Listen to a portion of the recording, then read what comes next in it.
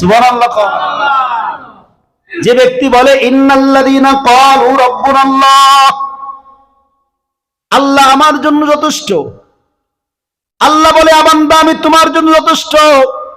ইন্নাল্লাযীনা ক্বালু রাব্বুনাল্লাহ সুম্মা ইসতাকামু, এবং এই আল্লাহ আমার জন্য যথেষ্ট বলে শুধু তা নয়, এবং এরপরে ইস্তেকামত থাকি, কিছুতেই বান্দা ফিরে না। যুবক রাস্তা দিয়ে চলে, খুব লক্ষ্য মুসলমান, যুবক রাস্তা দিয়ে চলে, রাস্তার মাঝখান পন্থায় যাওয়ার পরে 2 কিলোমিটার রাস্তা হলে 1 কিলোমিটার পরে একটা মুরব্বী শায়েকের কুড়ে ঘর, সুফরি ঘর। যুবক যাইতেছে, দেখতেছে একজন আল্লাহর ওলি সাধক, একজন দরবেশ। এই দরবেশটা বসে বসে অল্প সংখ্যক লোকদেরকে দ্বীনি তালিম তরবিয়ত শিক্ষা দিচ্ছে। খুব লক্ষ্য করে শ্রবণ করবেন মুসলমান। যুবক সেখানে কিছু সময় দাঁড়ালো, দাঁড়ানোর পরে যুবকের কোরআন ওই জামানার তেলাওয়াত শোনার পরে, যে কিতাব ছিল সেই কিতাবের তেলাওয়াত শোনার পরে যুবকের ভিতরে অন্তরে খুব মোহাব্বত পয়দা হয়ে গেল, আকৃষ্ট হয়ে গেল। যুবক দাঁড়াই দাঁড়াই কিছু সময় শোনার পরে পাদ্রীর কাছে চলে গেলেন। পাদ্রীর কাছে যাওয়ার পরে ওখান থেকে জাদুবিদ্যা কিছু প্রাথমিক শিক্ষা নিয়ে আবার ফিরতেছেন। যুবক বাড়িতে আসছে, যুবকের অন্তরের পরিবর্তন হয়ে গেল।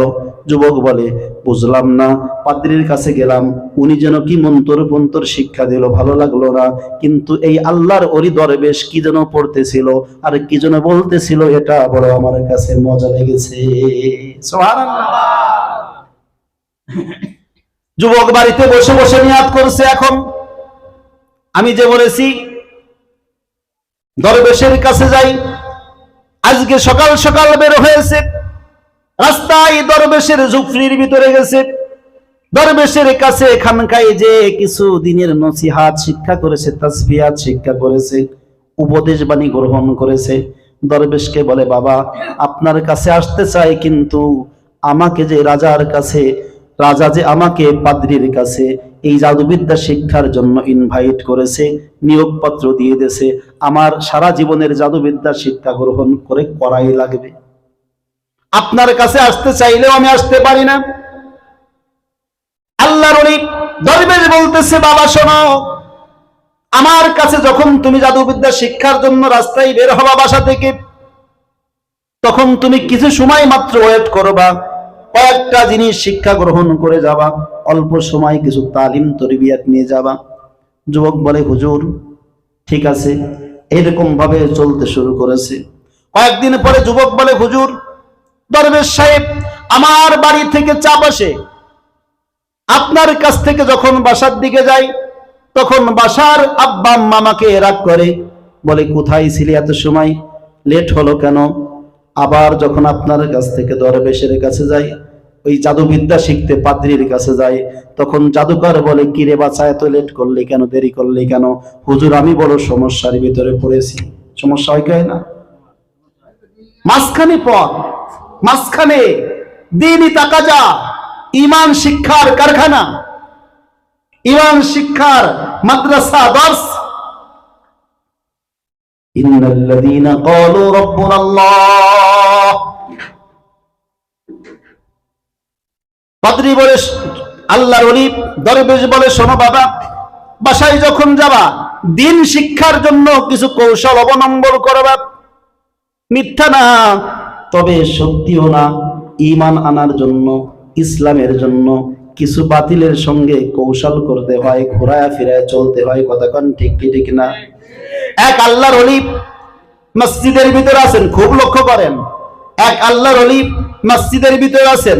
ওই সময় ফ্যাসিস্ট সরকার তার নামে মামলা টুকে দিয়েছে, যে কোনো শরিয়াতি ফতোয়া না দেওয়ার কারণে তার নামে মামলা ঠুকছে, তাকে যেখানে পাবা সেখান থেকে গ্রেফতার করে আনবা।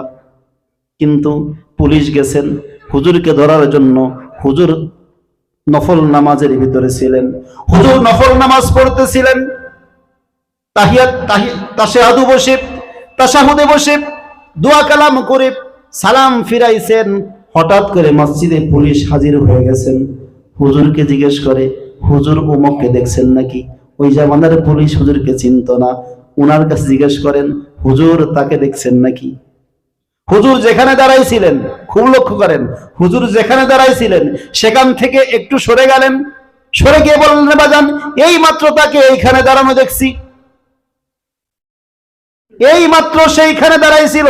তার মানে ওই লোকরা চিন্তা করলো যে হুজুর এখানে আর নাই। আসলে হুজুর কি মিথ্যা বলছে নাকি? হুজুর তো এখানেই দাঁড়াইছিল। আর হুজুর তো ডাইরেক্ট বলে যে আমি সেই, বাঁচতে পারবে? কথা কয় না, বাঁচতে পারবে? সরে যে বলছে হুজুর এই মাত্র, এই মাত্র মানে কি? মানে সেকেন্ড, এই মাত্র এখানে ছিল। ওরা তো বুঝতে পারে নাই, বলদের দল চলে গেছে। আল্লাহর ওলি বলছে, বাবা বাসায় যখন যাবা মা বাপকে বলবা পাদ্রী একটু দেরি করে ছাড়ছে, জাদুকর একটু দেরি করে ছাড়ছে, জাদুকর আজকে একটু তালিম বেশি দিয়েছে, শিক্ষা বেশি দিয়েছে মা, এই জন্য আসতে রাস্তায় দেরি হয়েছে। বুঝলাম, বাবাকে বুঝে দিলাম। হুজুর এবার জাদুকরকে কি বুঝ দেওয়া হবে? হুজুর বললেন, বাবা শোনো। দরবেশ বলেন, বাবা শোনো, যখন জাদুকরের কাছে যাইবা তখন জাদুকরকে বলবা বাসা থেকে রেডি হয়ে আসতে একটু দেরি হয়ে গেছে। সুবহানাল্লাহ, কি কৌশল! বাসা থেকে আসতে একটু সময় লাগছে, এই জন্য আপনার কাছে আসতে দেরি হয়েছে। যুবক দীর্ঘদিন চলতেছে, মাঝখানে ইলম শিক্ষা করে, আল্লাহর তাওহীদের বাণী শিক্ষা করে। আল্লাহ যে বলছেন, যেই ব্যক্তি, নবীজি বলছেন, যেই ব্যক্তি জীবনে খালেস নিয়াতে একবার পড়বে লা ইলাহা ইল্লাল্লাহ ফাদাখালাল জান্নাহ। সুবহানাল্লাহ। যেই ব্যক্তি খালেস নিয়াতে ঈমানের সাথে একবার বলবে লা ইলাহা ইল্লাল্লাহ, ওই ব্যক্তিকে যিনি জান্নাত দিবেন তিনি কে? একবার। কয়বার? একবার। একবার কালিমা স্বীকার করবে তো সে ব্যক্তি জান্নাতে যাবে। নবীজির একজন সাহাবী শব্দ ঈমান গ্রহণ করছে। আমরা তো এরকম পারি না ভাই, একেবারে শব্দ। কালো একজন সাহাবী মাত্র ঈমান গ্রহণ করেছে, ঈমান গ্রহণ করার সঙ্গে সঙ্গে নবীজিকে বলছেন, ইয়া রাসূলুল্লাহ এখন আমার কাজ কি? নবীজি বললেন, সাহাবী সামনে নামাজের অনেক বাকি, এখন নামাজের সময় তোমার আসে নাই, কারণ তুমি জোহরের নামাজের পরে ইসলাম গ্রহণ করেছো। এখন জোহরের নামাজ যেহেতু চলে গেছে, সামনে আসরের নামাজ, এরপরে আর তোমার কোনো ঈমানের ইসলামের কোনো হুকুম নাই। তবে আসরের নামাজের আগে যেহেতু জিহাদের ময়দানে সমস্ত শহীদরা সাহাবীরা জিহাদ করতে চলতেছে, এখন তোমার আমল হলো জিহাদে শরীক হয়ে যাওয়া। সুবহানাল্লাহ। আমরা পারবো?